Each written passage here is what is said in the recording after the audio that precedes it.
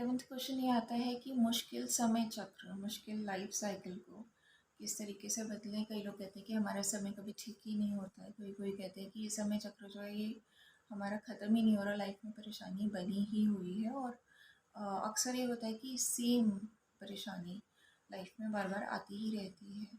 तो इससे कैसे हम छुटकारा पाएँ, इसको कैसे चेंज करें। तो लॉ ऑफ रिदम ये कहता है कि इस पूरे कॉस्मॉस में हर वाइब्रेशन एक रिदम में ही मूव करती है, और ये जो रिदम है इसी से हमारा मौसम है, समय चक्र है डिफरेंट, और लाइफ के डेवलपमेंट स्टेजेस होते हैं, हमारी लाइफ के डिफरेंट डिफरेंट लर्निंग स्टेजेस होते हैं, हमारे बहुत सारे हैबिट्स एंड पैटर्न्स होते हैं, और नेचर के ऐसे बहुत सारे पैटर्न्स होते हैं जो कि इस रिदम में क्रिएट होते हैं, यानी कि एक चक्र सा क्रिएट हो जाता है, जिससे कि इस यूनिवर्स की रेगुलरिटी क्रिएट होती है और वो किसी न किसी फॉर्म में रिफ्लेक्ट भी होती ही है।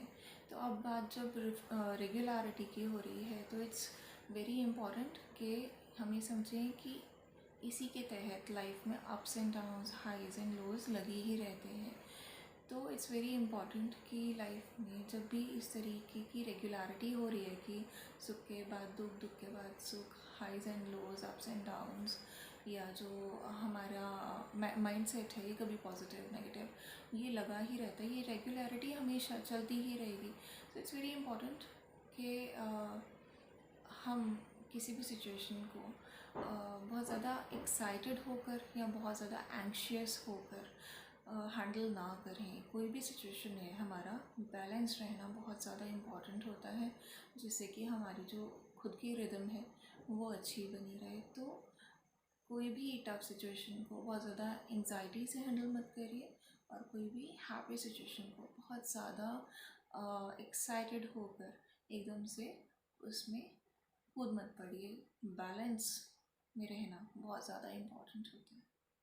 क्या होता है कि समय चक्र जो है वो चेंज होता रहता है, टाइमलाइन जो है वो चेंज होती रहती है, पर क्योंकि हम अपनी पुरानी मिस्टेक से लर्निंग्स नहीं लेते हैं, उन्हीं पुरानी चीज़ों को, गलत पैटर्न्स को, गलत हैबिट्स को हम कंटिन्यू करते रहते हैं, रिपीट करते रहते हैं, तो लाइफ हमें बार बार उसी सिचुएशन में लाकर डाल देती है, सो दैट हम और लर्निंग लें, हम और लर्निंग लें, लेकिन फिर भी हम सीखते नहीं हैं। हम गलती करते जाते हैं, रिपीट करते जाते हैं, और फिर हम सफ़र भी करते जाते हैं साथ में। तो जो उसका रिज़ल्ट आता है नेगेटिव वाला, वो हमें कष्टों के रूप में सफ़र करना पड़ता है। एंड देन भी से कि ये जो है, ये कर्म जो, ये जो साइकिल है ये ख़त्म ही नहीं हो रही। तो बेसिकली हम क्योंकि वो गलती रिपीट करते जा रहे हैं, फिर उसका जो रिज़ल्ट है वो सफ़र करते जा रहे हैं, फिर गलती रिपीट करते जा रहे हैं, फिर गलत चॉइसेस मेक कर रहे हैं, फिर हम उसका जो रिज़ल्ट है, जो उस कर्म का फल है, वो फेस कर रहे हैं। तो समय चक्र चेंज हो रहा है, लेकिन आप अपनी सिचुएशन को मुश्किल बनाए जा रहे हैं, क्योंकि आप उसी सर्कल में घूमे जा रहे हैं बार बार।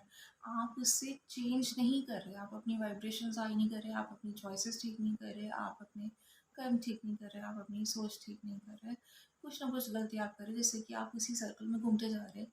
बेसिकली आपको हाई वाइब्स में रहकर, अपनी गलतियों से सीख कर, एनालाइज करके कि कहाँ क्या गलत कर रहे हैं, बहुत सारी चीज़ों को ठीक करने के बाद you need to move into spirals.